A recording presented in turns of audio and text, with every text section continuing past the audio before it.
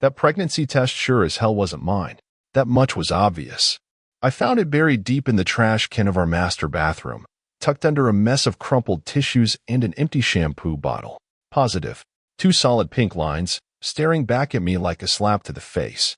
My fingers stiffened as I pulled it out, and for a long second, I just stood there, frozen, trying to process what I was looking at. Rachel hadn't said a single word to me. Not one. And that was what hit the hardest. We weren't even trying for a baby. In fact, for months, she'd been dodging any kind of intimacy with me, complaining about headaches, working late, insisting she needed space. Every excuse in the book. And yet, here it was. Proof. But not just of a pregnancy, of something far, far worse. A tightness gripped my chest, a mix of rage and disbelief so strong I could barely breathe. I knew Rachel. She didn't make mistakes. She was careful, calculating, always 3 steps ahead. If she'd left this behind, it wasn't an accident. Either she never thought I'd find it, or she was arrogant enough to believe I wouldn't put the pieces together. Confronting her right away would have been easy. Too easy. But I wasn't about to walk into this blind. Rachel was a master manipulator, and if I came at her with nothing but suspicion, she'd twist the whole thing around until I was the one apologizing by the end of it. I wasn't about to give her that satisfaction. So, I did the only thing that made sense.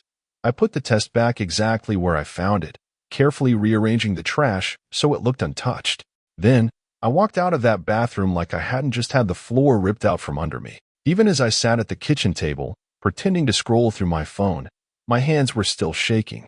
Upstairs, I heard the shower running, the sound of her moving around like it was just another normal morning. When she finally came down, hair damp, dressed for the day, she didn't even glance at me. Just poured herself a coffee and started scrolling through Instagram like she didn't have a care in the world. Unbelievable. She had the audacity to sit there, acting like everything was fine, like I hadn't just stumbled across the most damning evidence of her betrayal. I wanted to slam my fist on the table, to knock that damn coffee mug out of her smug hands and demand answers. But I didn't. Not yet. Instead, I forced a smile, kept my voice calm, and said, "Looks like you got a good night's sleep. Long day ahead at work." Rachel barely glanced up, her expression unreadable as she shrugged. Same old meetings, deadlines. You know how it is. That casual response made my stomach churn. She wasn't just lying, she was effortless at it. Natural. And if she thought I was just some oblivious husband who'd never catch on, she had another thing coming. I was going to figure out exactly what she was hiding, and when I did, she'd regret ever underestimating me. That night, sleep didn't come. Not because I was second-guessing myself, but because my brain was working overtime. This was a game to Rachel, and if I wanted to beat her, I needed to learn the rules. I lay there in bed, listening to her steady breathing, her body relaxed in sleep, completely unaware of the storm she had just unleashed. Some part of me wanted to believe there was an innocent explanation, that this wasn't what it seemed. But deep down, I already knew better. By morning, I had a plan. I wasn't going to jump the gun. I'd take my time, watch her, look for cracks in her story, let her think she was still in control. People like Rachel get sloppy when they believe they've already won. At breakfast, she played her role perfectly, cheerful, affectionate, even kissed me on the cheek. It felt like an insult, a performance, nothing more. I smiled back, laughed at her jokes, but the entire time, I was watching. And sure enough, the first red flag showed up almost immediately. She wouldn't let go of her phone. Normally, she'd leave it on the counter or the coffee table, but not today. She carried it with her everywhere, even took it into the bathroom. And she stayed in there a long time, 15, 20 minutes at a stretch. Everything okay? I asked casually when she came out for the 3rd time that morning. You've been in there a lot lately. She hesitated, just for a second, barely enough to notice. Then she laughed. Yeah, just some stomach issues. Probably that sushi we had the other night. Lie. We hadn't had sushi in weeks. I nodded, pretending to buy it, but inside, my resolve hardened. If she was lying about something as small as that, what else was she lying about? Later that day, once she was out of the house, I did something I never thought I'd do. I started digging, not because I was paranoid, but because I needed the truth. This was survival now. I went through the trash first, combing through every scrap, even though I hated myself for it. And that's when I found it. A crumpled receipt from a boutique in the next town over. 2 days old. Luxury candles. Silk lingerie. Men's cologne. My pulse pounded in my ears as I stared at the list. She hadn't bought those things for me. That much was obvious. But for who? And why? The whole thing felt like some cheap thriller movie, where the husband pieces together clues in real time. Except this wasn't a movie, it was my life unraveling in front of me. The pregnancy test, the unexplained purchases, the endless late nights at work. It was all falling into place, forming a picture I wasn't ready to say out loud just yet. That evening, I decided to test the waters. We were on the couch, watching some mindless reality show, when I threw out a casual question. So, who's the cologne for? Rachel's head snapped toward me so fast you'd think I'd set off a fire alarm. Her face flickered between confusion and something dangerously close to panic. What are you talking about? Without breaking eye contact, I reached into my pocket and pulled out the receipt. Holding it up, I studied her reaction. This, from Tuesday. Didn't know you went shopping? For a split second, the cracks showed. Her eyes went wide, her lips parted like she was about to say something. But then, just like that, she recovered. A smooth, practiced laugh escaped her lips, the kind of dismissive chuckle meant to make me feel ridiculous. Oh, that, she said, waving a hand like it was nothing. It was for my boss. His birthday's coming up. The whole team chipped in for a gift. I didn't think it was worth mentioning. It was a good lie. Quick, plausible, just vague enough to shut down further questions. But it wasn't good enough, not this time. I smiled, playing along. Nice of you to take the lead on that, I said lightly. I'm sure he'll love it. She exhaled, sinking back into the couch, completely unaware that I wasn't buying a single word. She thought she was safe, that I'd swallowed the story whole. But she had no idea I was already 2 steps ahead. This wasn't just about catching her anymore. This was about making damn sure that when I did, there wouldn't be a single way for her to weasel out of it. The next morning, I did something I never thought I'd do. I followed her. This wasn't some knee-jerk reaction. It wasn't paranoia, either. Her late nights at the office had been too frequent, too convenient. I needed to see for myself where she was really going. I parked a few houses down, tucked behind an old pickup truck where I wouldn't be seen. Everything seemed normal at first. Rachel strolled out of the house like she did every morning, dressed sharp, coffee in hand, looking every bit the polished professional. I let her pull ahead before easing onto the road, keeping my distance but never letting her out of sight. At first, it looked like she was heading toward her office, just like she always said she did.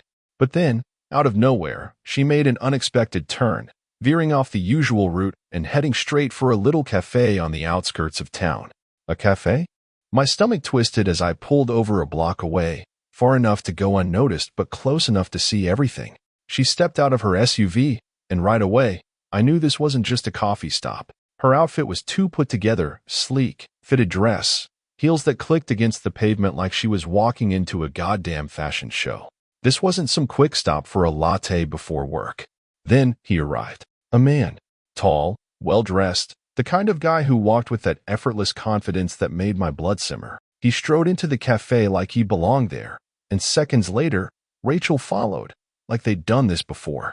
I sat there gripping the steering wheel, my pulse pounding in my ears as I watched them settle into a corner table, leaning in close, talking, laughing. Her face lit up in a way I hadn't seen in months. I clenched my jaw so hard it hurt. Some primal part of me wanted to march in there, flip the damn table, and demand answers. But I knew better. Losing my temper wouldn't get me what I needed. So instead, I pulled out my phone, hands shaking as I zoomed in and snapped a few photos. Evidence. They sat there for over an hour, sipping lattes, splitting a pastry, whispering to each other like the rest of the world didn't exist. When they finally left, I stayed on their trail, keeping my distance, watching every move. They walked side by side toward their cars, and then, just as I feared, he reached up, brushed a strand of hair from her face, and leaned in. He kissed her, not on the lips, but close, too close. And Rachel? She didn't back away. If anything, she lingered.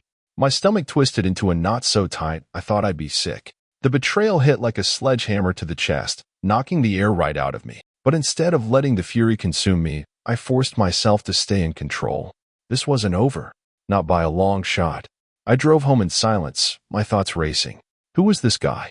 How long had this been going on? And how much longer did she think she could keep me in the dark? I didn't have all the answers yet, but one thing was certain: Rachel had seriously underestimated me. And when the time came, she'd regret it. That evening, she walked through the door with a bright smile, carrying takeout like the perfect doting wife. If I hadn't seen what I saw that morning, I might have believed it. She set the bags down, leaning in to kiss my cheek like she hadn't just spent her day giggling over lattes with another man. "I got your favorite," she chirped, pulling out the containers. "Barbecue ribs. Mac and cheese. Figured we could have a nice dinner together.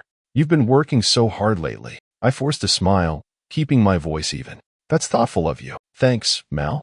She beamed, pleased with herself, like she just won some kind of Wife of the Year award. It was almost laughable, because what she didn't know, I wasn't playing the fool anymore. She really thought she had me fooled.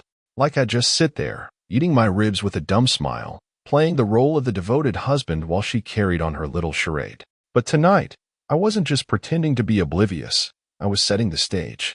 As we ate, I kept my eyes on her, studying the way she tried a little too hard to fill the silence. She threw out questions about my day, cracked jokes about her boss being incompetent, small talk meant to distract, to cover the weight of whatever guilt she wasn't ready to acknowledge. I played along, matching her energy, nodding at the right moments, even tossing in a story about an annoying coworker. The more comfortable she got, the more confident I became. I wasn't just watching her anymore. I was waiting for the perfect moment to strike. Once dinner was over, I cleared the plates while she leaned against the counter, scrolling through her phone like she didn't have a single care in the world. I grabbed a dish towel, drying my hands casually, then asked, "So, how's the office been? You seem busier than usual." She didn't even bother looking up. "Oh, same old grind. Deadlines, client meetings, the usual." I nodded, keeping my tone easy. "Must be tough, juggling all that. Late nights, early mornings, it's impressive." That made her pause. She glanced up, just for a second, her smile faltering ever so slightly before she recovered. "It's not that bad," she said, waving it off. "Besides, I'm doing it for us, right? Building our future." "Right," I said, nodding again. "Like this morning. You had that coffee meeting, didn't you?" That got her. It was quick, just a fraction of a second, but I caught it. She froze, her grip on her phone tightening before she forced out a laugh. "Oh, yeah, just some networking thing. Nothing exciting." I leaned back against the counter, crossing my arms. "Interesting. You never mentioned it before. Networking, huh? Sounds cozy." Her eyes narrowed slightly, her smile thinning at the edges. "Daniel, what's with the interrogation? It was just a work thing. You're making it sound weird." I raised my hands in mock surrender, keeping my voice light. "Not at all. Just curious, that's all." She studied me, trying to gauge whether I was onto her. After a tense beat, she shrugged and turned her attention back to her phone, muttering something about me being paranoid. But I wasn't paranoid.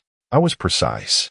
That night, after she went to bed, I sat up, going through the photos I'd taken earlier. Each image was a fresh wound, slicing through any lingering hope that this was all just some big misunderstanding. The way she leaned into him, the way she smiled at him, the kiss. It was all right there, clear as day. She had no idea I was building a case against her, piece by piece, making sure there was no escape when the truth finally came crashing down. I didn't sleep that night, not because of anger, but because I was strategizing. Rachel had spent months weaving her web of lies, but she had no clue I was about to set fire to every single strand. She thought she was untouchable, thought she was smarter than me. That was her biggest mistake. The next morning, I knew it was time to take things up a notch. Watching and waiting had done its job, but now I needed concrete proof, real proof. I wasn't going to let Rachel control the story anymore. I was going to take control, and for that, I needed leverage. While she was at work, I installed a small tracking app on her laptop. Rachel wasn't exactly a tech genius, and her passwords were laughably predictable. Within minutes, I was in. I wasn't proud of it, but pride didn't matter anymore. The truth did. Her inbox was revealing. Mixed in with the usual work emails were messages from someone named Ryan M. They weren't explicit. "No, I miss you," or "can't wait to see you." But they didn't have to be.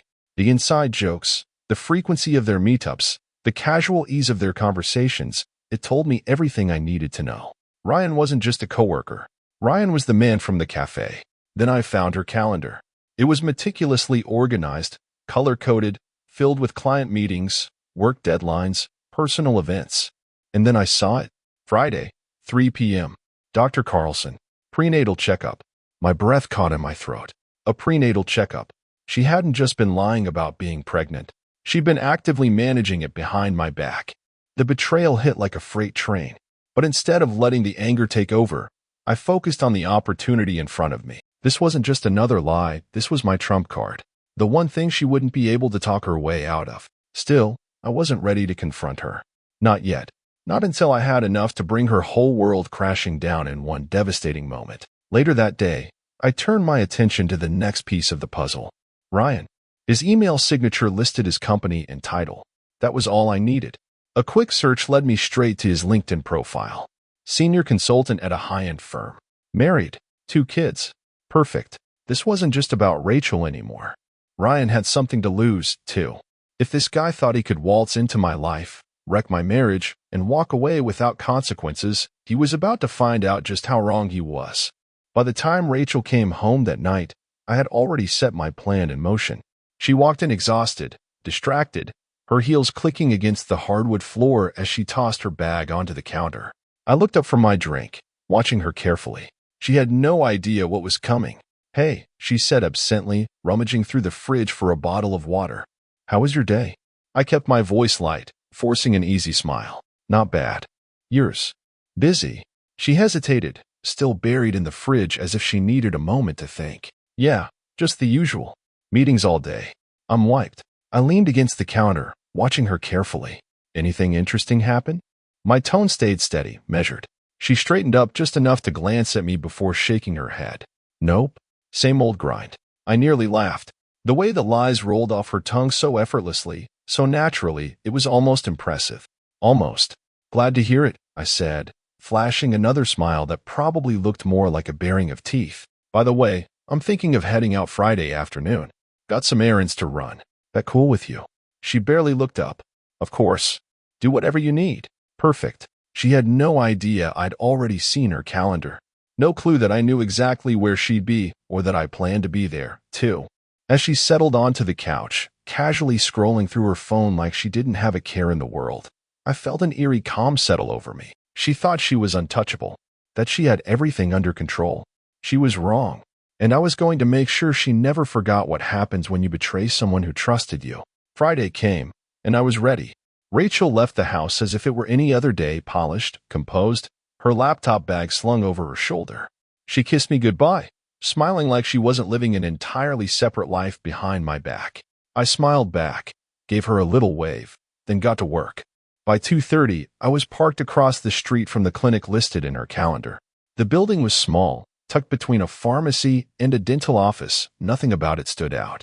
I wasn't even sure what I was expecting to find, but deep in my gut, I knew this was it. This was where everything would come crashing down. I sat there, gripping the steering wheel, eyes locked on the entrance. Women came and went, some alone, some with husbands or friends. Then, at exactly 2:58, Rachel's white SUV pulled into the lot. She stepped out, glancing around like she was checking for something, or someone. And then I saw him. Ryan.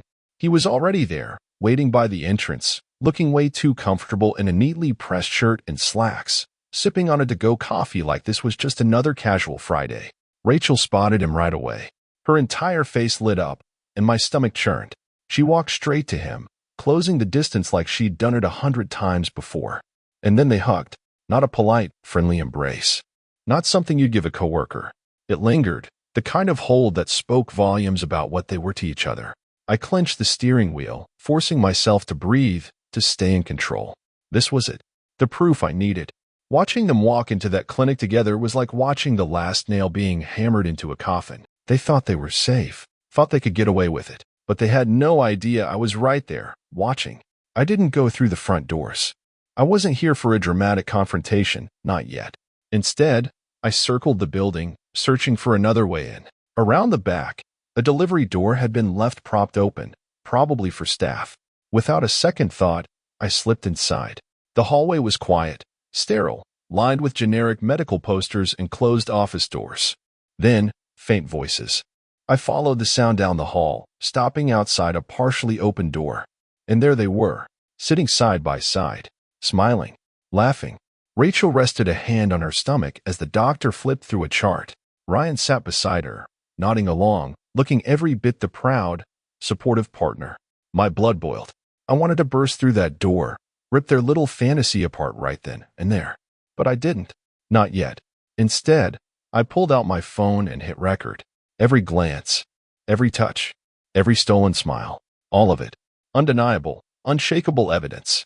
I left before they even knew I was there, heart pounding like a drumbeat in my chest. Back in my car, I replayed the footage, every second fueling the fire inside me. This wasn't just about betrayal anymore. This was about humiliation, about making sure that when I was done, their little secret world would be nothing but ashes. By the time I got home, I had a plan. Rachel was going to pay, not just for what she did to me, but for the way she thought she could get away with it. And Ryan? He wasn't walking away unscathed either. I wasn't just going to confront them. I was going to burn their entire charade to the ground. The weekend rolled in like a slow, heavy storm. The kind you can feel in the air before it ever touches the ground. Rachel kept up the act, smiling, chatting, even suggesting we go out for dinner Saturday night. I played along, every bit the loving, unsuspecting husband. But inside, I was setting the stage for something she'd never see coming. She picked a fancy Italian place downtown. Dim lighting, candlelit tables, overpriced wine. She even dressed up for the occasion. Deep red dress, matching heels, looking every bit the devoted wife she hadn't been in months. It would have been almost funny if I wasn't so goddamn angry. She thought she was still in control. That was about to change. We were halfway through dinner, her fork twirling strands of linguine, when I decided it was time. Time to strike. You know, I said, swirling the wine in my glass, watching the deep red liquid catch the candlelight. I've been thinking a lot about our future. Rachel's fork paused midair. For a split second, her smile faltered, but she recovered fast. Oh, what brought that on? I leaned back, keeping my tone casual. I don't know. You just seem distracted lately, like something's been weighing on you. Thought maybe it was time we talked about it. She blinked, thrown off. Distracted? What do you mean? I've just been busy with work. You know that. I nodded, as if I was considering her words. Right. Work.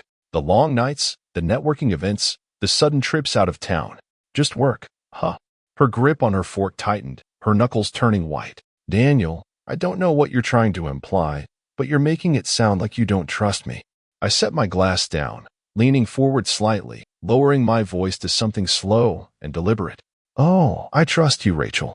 I trust you to always look out for yourself, to cover your tracks, to think you're the smartest person in the room. But here's the thing. I gave a slow shake of my head, a smirk barely tugging at my lips. I'm not as stupid as you think I am. Her face went completely still, the color draining as I reached into my pocket and pulled out my phone. I didn't even need to open it. The thumbnail alone, the video from the clinic, was enough. I held it up, letting her get a good look. And just like that, her world started to crack. Her breath hitched. She blinked rapidly, then hissed through clenched teeth. What the hell is that? I tilted my head, feigning curiosity. Oh, you know what it is. My tone was almost playful, but edged with steel. I followed you, Rachel. I saw it all. The clinic. Ryan. That little prenatal meeting with the doctor. I raised an eyebrow. You've been busy, haven't you? She glanced around the restaurant, panic creeping into her expression. Lowering her voice, she snapped. Keep your voice down. You don't know what you're talking about. I leaned in closer, my voice barely above a whisper. Don't I? I let the words settle, watched as the reality of her situation closed in on her. Let me guess, I continued, my tone dripping with mock curiosity. You were planning to pin the baby on me, right? Keep up the perfect little facade while sneaking off with Ryan whenever it suited you? Or was he supposed to stay in the background? Your little secret. She opened her mouth, then closed it, nothing coming out. For the first time in months, Rachel looked powerless. And God, it was intoxicating. I exhaled, sitting back, speaking evenly. Here's the deal, Rachel. I have everything. Photos, videos, emails. So you've got two options. I took a slow sip of my wine before continuing. 1. You come clean, right here, right now, and we figure out where this goes from here. 2. I walk out of this restaurant and send everything to Ryan's wife. Her whole body went rigid. Her face twisted into something between fury and fear, the polished, charming version of Rachel melting away, leaving only the calculating, cold-hearted liar beneath. You wouldn't dare, she spat, voice low and venomous. I smiled. Try me. She sat there, frozen. The soft glow of the candlelight flickered against her pale skin, her perfectly applied lipstick now slightly smudged, like the weight of the moment had physically pressed down on her. She opened her mouth, then shut it again, eyes darting around the restaurant like she was searching for an exit. There wasn't one. Not this time. Her voice was sharp when she finally spoke. "You don't know what you're doing, Daniel." She inhaled, nostrils flaring slightly. "This is my life. You can't just—" I cut her off with a slow shake of my head. "Your life." My voice was deceptively calm, but razor-sharp beneath the surface. "Funny. I thought it was our life. But clearly, you've been building something else on the side." I tilted my head. "Don't you think it's time I got to hear the full story?" Her fingers twitched slightly before she set her fork down, carefully, as if she needed a second to steady herself. Then, through gritted teeth, she said, "Fine. You want the truth? Here it is." I watched her, unblinking. "Yes, I've been seeing Ryan," she admitted, her voice quieter now, more controlled. "But it's not what you think." I let out a sharp laugh, loud enough that a couple at the next table glanced over. "Not what I think?" I shook my head, amused. "Rachel, I followed you. I saw you with him. You're having his child. What part of that am I misunderstanding?" Her expression darkened, the initial panic in her eyes cooling into something more calculated. "You just don't get it," she muttered, shaking her head. "Ryan, he's different." She lifted her chin slightly. "He understands me in ways you never could." And then, with the smallest smirk, she twisted the knife. "You've been so boring, Daniel. So predictable. I needed more." There it was. She wasn't just lying to protect herself, she wanted to hurt me. She wanted me to suffer for daring to figure her out. I sat there, nodding slowly, her words sinking in like lead. "Boring," I repeated, my voice dangerously low. "Predictable." I let the words roll off my tongue, tasting them. "So let me get this straight," I said finally, my tone level. "You got tired of the man who supported you, the one who built a life with you. So you decided to go play house with someone else, because you were bored?" She scoffed, shaking her head. "You're twisting this." Her voice was rising now, the pretense of composure slipping. "I needed something different, something exciting. And don't sit there acting like some perfect saint. You've been distant, Daniel, wrapped up in your own little world for months." I let her words hang in the air, watching her closely. Then, I leaned forward, locking eyes with her. "You want to talk about being distant?" My voice was calm, but laced with a quiet fury. "Let's talk about you shutting me out for months, lying to my face, plotting to make me raise another man's child." I cocked my head slightly. "Exciting enough for you?" Her face reddened, her lips parting like she had something to say, but nothing came out, because we both knew there was no defense for what she'd done. And this was only the beginning. I let her words sit between us for a long, heavy moment before leaning forward, locking my eyes onto hers. "You want to talk about distance, Rachel?" My voice was quiet, controlled, but laced with something cold beneath the surface. "Let's talk about how you shut me out for months, lied to my face, tried to make me raise another man's child. That thrilling enough for you?" A flush of red crawled up her neck, anger flashing in her eyes. But she didn't say a word. She couldn't. There was no excuse, no justification that would change what she'd done, and we both knew it.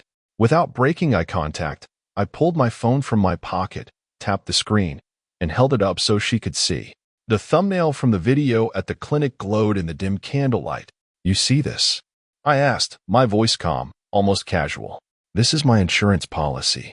This goes straight to Ryan's wife. If you even think about twisting this conversation, trying to lie your way out of it," I let the words hang for just a second before finishing. "Trust me, Rachel, I'll press send." That did it. In an instant, the defiance drained from her face.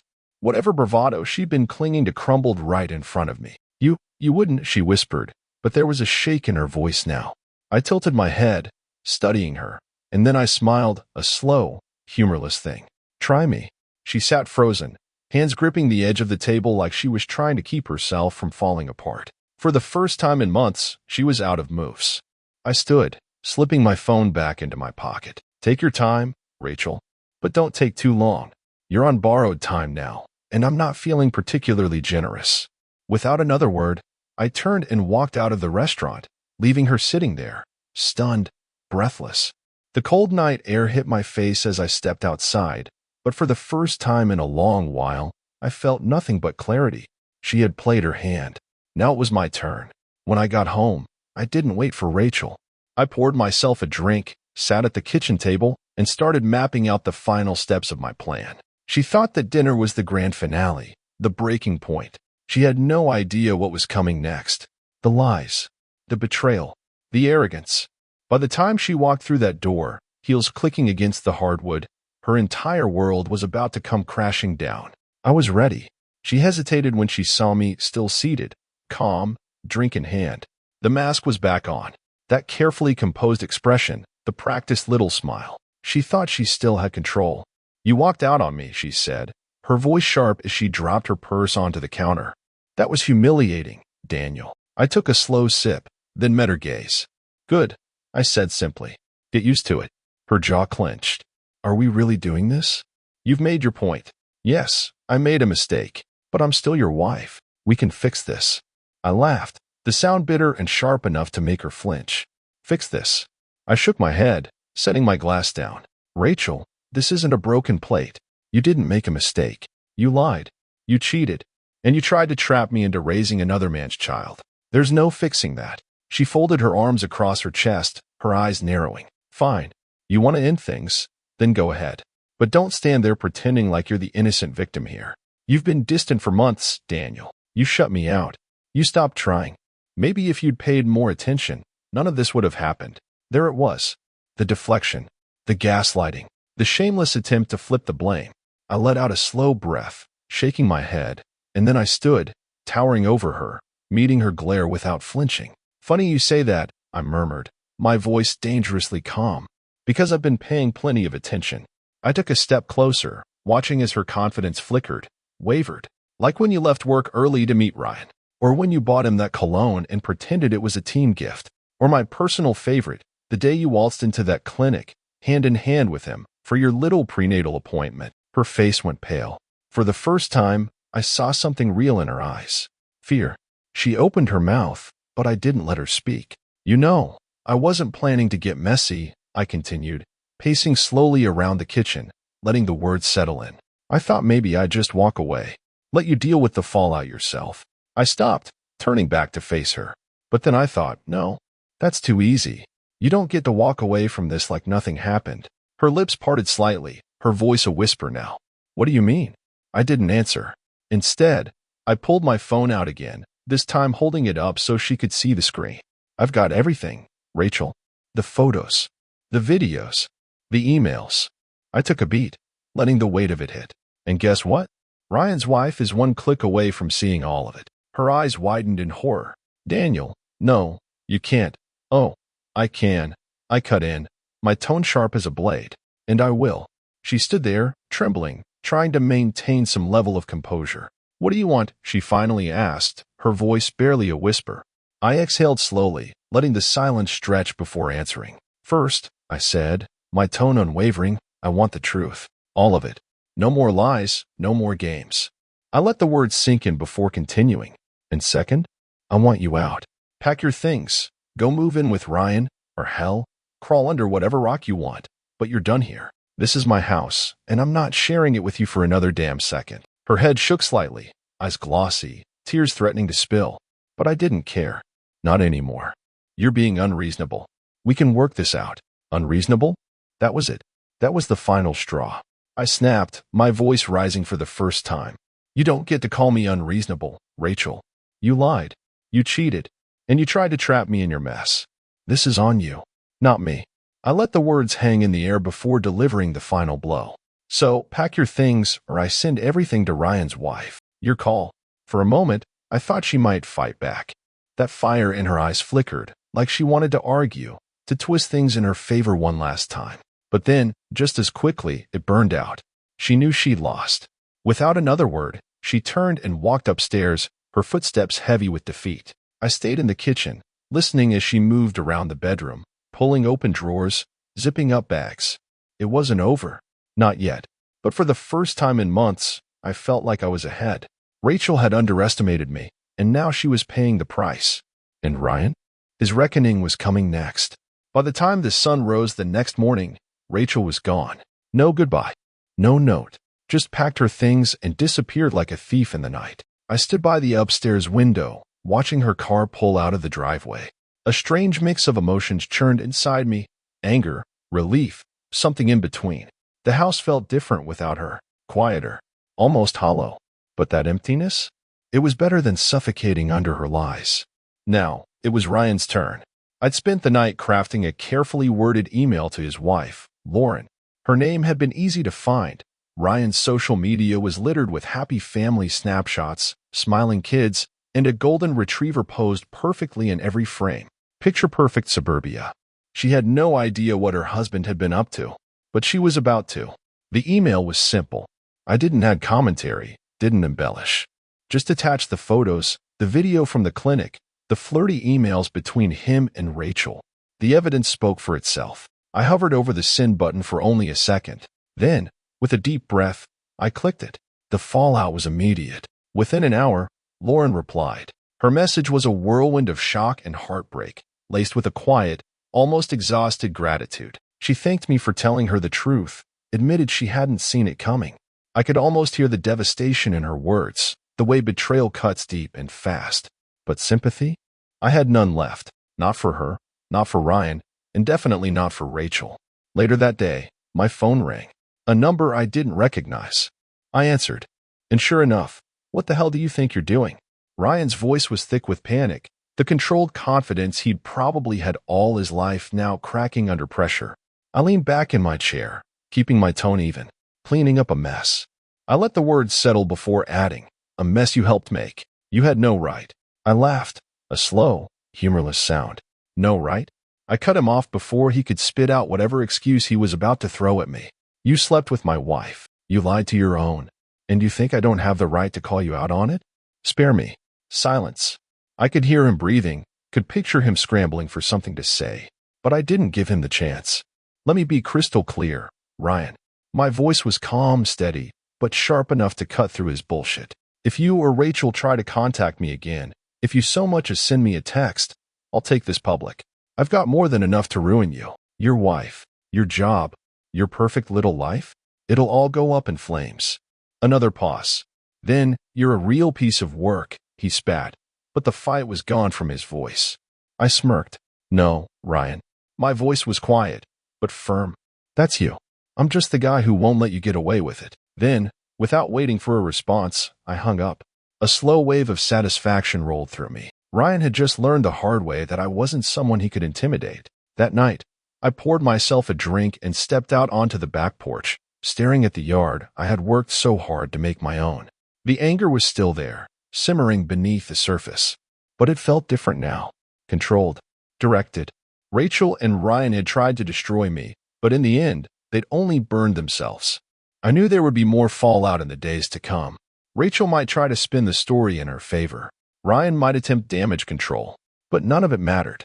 I had the upper hand now. And I wasn't letting go. For the first time in months, I felt free. The days that followed were a whirlwind of aftermath. Lauren sent me a final email. Short, direct, brutally honest. She told me she was filing for divorce. She thanked me again for exposing the truth. And she didn't hold back. Said she hoped Rachel and Ryan got exactly what they deserved. And Rachel? She reached out once. A single text. "Can we talk?" I stared at the screen for a long moment, then deleted it. There was nothing left to say. She had burned every bridge between us. And I wasn't about to rebuild it for her. Let her deal with the wreckage. Let her run to Ryan, or crawl under whatever rock she chose. She wasn't my problem anymore. The house was quieter now. But it wasn't an empty kind of quiet. It wasn't suffocating. It was peaceful. For the first time in years, I focused on myself. I picked up my guitar again. Started running in the mornings. Reconnected with old friends who had always questioned why I'd married someone like Rachel in the first place. The weight of her betrayal still lingered, but it no longer defined me. It was just a scar now, a reminder of what I'd survived. One afternoon, while organizing my office, I came across an old photo of Rachel and me. It was from the early days of our marriage. We looked happy, carefree, a version of love that felt like a lifetime ago. I stared at it for a moment, then tossed it into the shredder. That chapter was over. I wasn't the same person anymore, and I had no intention of looking back. As for Rachel and Ryan, I heard through mutual friends that their relationship didn't last.